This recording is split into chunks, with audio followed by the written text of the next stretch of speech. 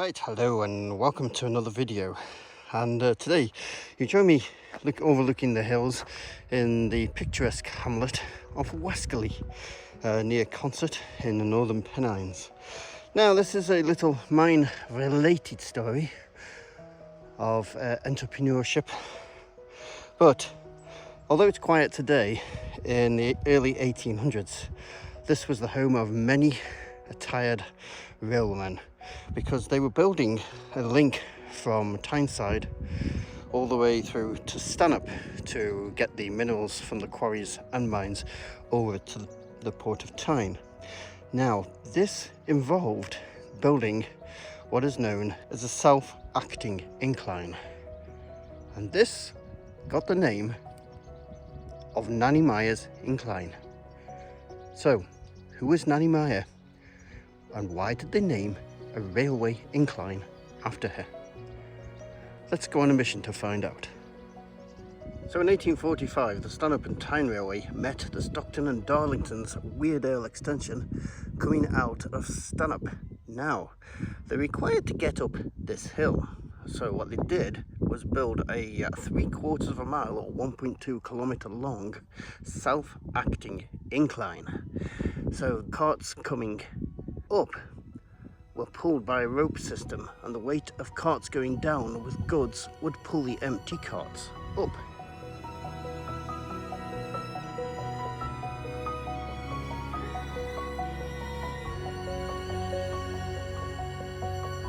Quite a common system, especially on this railway before the locomotives, etc.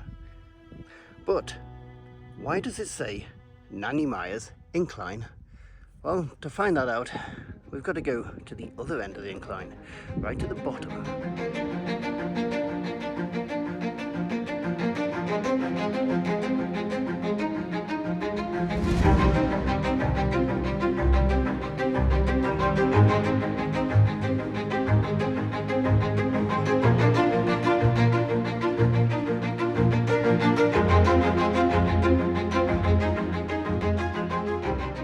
And walking down this incline at what is almost 180 years later at this point, and is now only the home of sheep,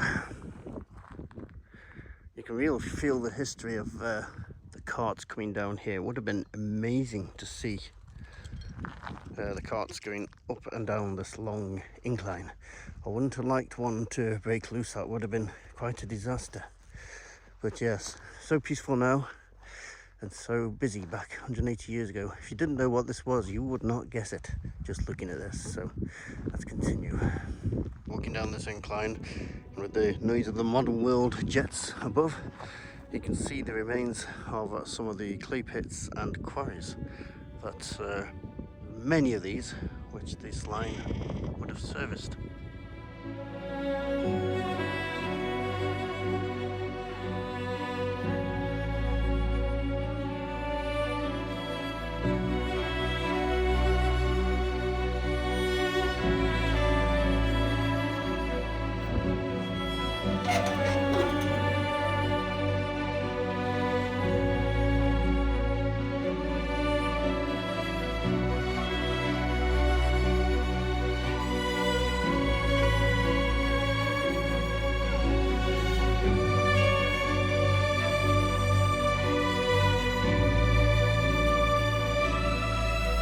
From the top of the incline, but more so from halfway down it here, you can see this curious structure on the left hand side, and this will provide the answer as to why this incline is called Nanny Meers Incline.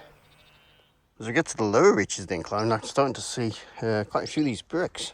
I don't know if they're original to this or they've been added later. There's no markings on, but this one has cement in, so I imagine it's come from some walled structure.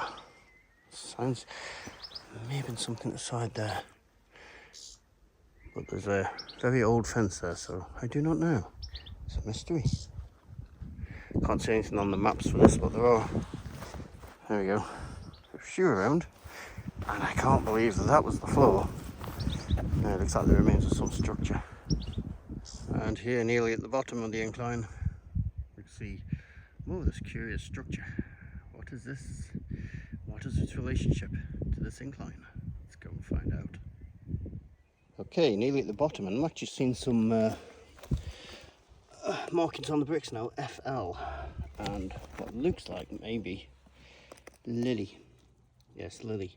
Now, I have realised that there was originally at the bottom of the incline, which is downhill, there was originally an engine house.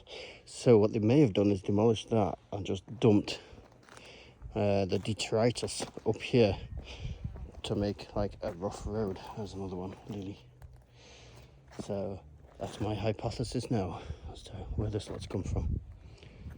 Even got some further down here that show signs of being painted. There's another FL one. Right, we are turning left here shortly to have a look at this structure and its relationship to this incline. So as we reach the end of the path here, the incline does continue on, but it's a bit of a mess.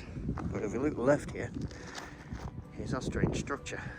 So let's go and have a look at this, curiosity. And just as we walk up to it, to give you a clue as to what we've got here, I'm imagining a lot of very thirsty railwaymen at the end of the day walking the same path I'm walking now.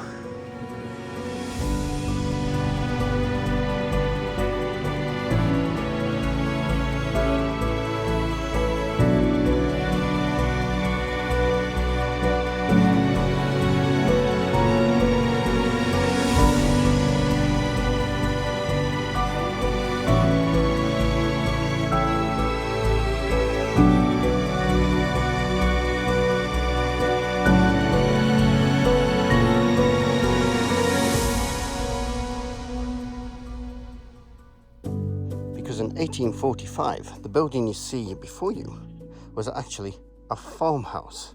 This was operated by a lady by the name of Anne Meyer, also known as Nanny Meers.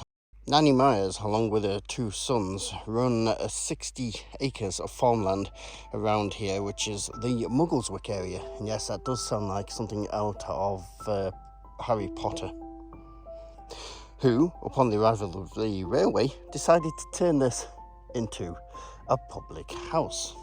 And I'm sure this was greatly appreciated by the hard-working and very thirsty railwaymen at the end of their day. You can imagine here people gathering, parties going on, lots and lots of drinking, especially in the cold winters up on the moors here. Roaring fire, singing, celebrating, commiserating on their funerals, etc. Yes, I'm sure this was a place of a lot of different emotions. And all that remains is this one lonely wall. I don't know if this is an interior wall or an exterior wall, but I think it may be an interior wall. But yes, it's all that remains as a testament to these days, standing strong against the climate of the high moorlands up here. And looking around the exterior of the building, it is extremely well built, which is testament to the fact it's still here. Well, this bit's still here. I'm just trying to see if we can find anything of interest. Looks like it was a window here of some sort. Wonder what that was.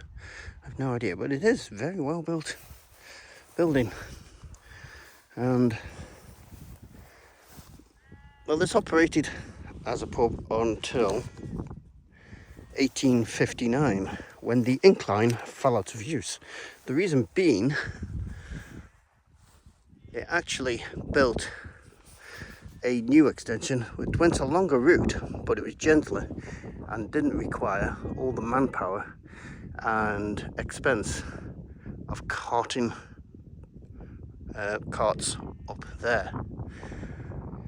So the incline fell out of use in 1859, and this place had become so infamous that even on the OS maps of 1861 it is marked as the Railway Inn. Nanny Meyer died 1 year later in 1860, but one of the good things about this place is you can actually pay a visit to Nanny Meyer.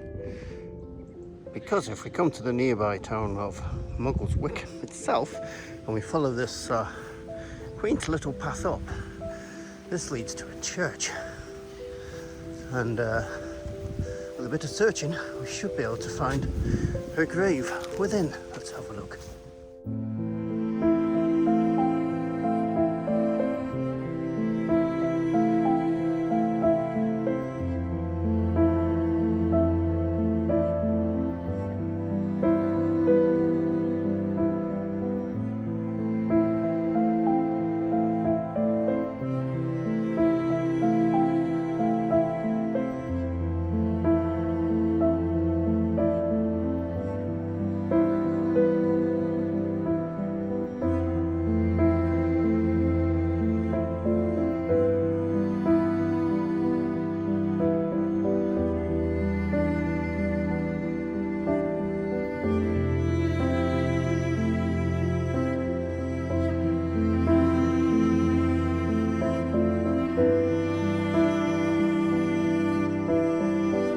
Right, looks like I've found it, and it's got this very ornate ironwork which I believe was put in place by Anne's great-grandson in 1911. And there you can see on the ironwork of Anne Meyer. We'll look at that fully in a moment. Let's have a look at the description on it. In memory of Thomas, son of John S. Anne Meyer, died 26th of April 1872 or something, age 42 years after. Many years as something of affection. After many years, as a tribute to affection, this inscription is placed on the stone to mark the burial place of Anne Meyer of Tween House, born 1773, died 1860. By her grandson, W.M. Meyer, 1889. So it may be the case that she didn't originally have a headstone, but maybe the family eventually came into more money and got this done. But yes, well, it appears that she was a very beloved woman, because this was done many years later, and even 1911 the family were doing stuff. So let's have a look around the ironwork and see what this says. Okay, let's have a read around the ironwork. So, in the unerring course of time, this is to trace, and it looks like it was actually done in 1919. Time flies. Well, yeah, over 100 years later. Well, a grave and protect the honoured tomb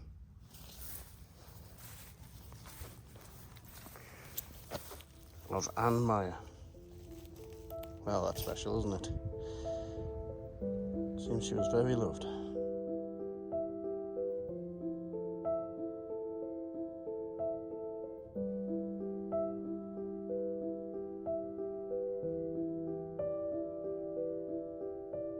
So looking at the other side of the headstone, these are even older dates, so looks like for some reason the family had a tomb, but it wasn't inscripted till some time later with her name. So strange, but there we go. If anybody knows anything more about the history of this story, then let us know in the comments, please.